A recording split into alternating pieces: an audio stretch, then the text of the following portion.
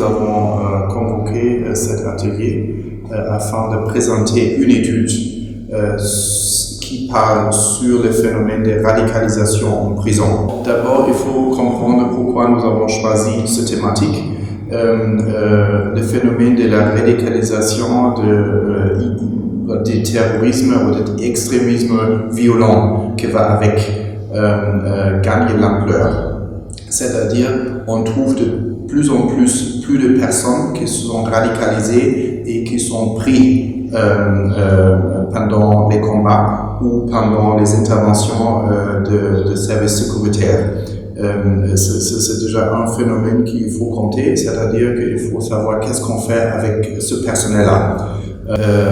Et aussi, il y a de plus en plus une radicalisation pour des raisons socio-économiques, socio-sociales et autres qui gagnent en ampleur et que fait que surtout des jeunes ou des personnes qui se retrouvent en prison pour des délits moindres sont exposés à la radicalisation.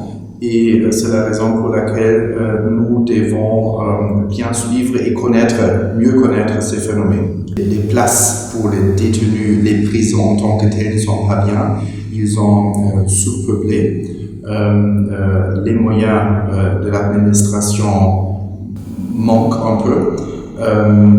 Et aussi, il y a certainement des points à améliorer concernant la formation du personnel qui traite.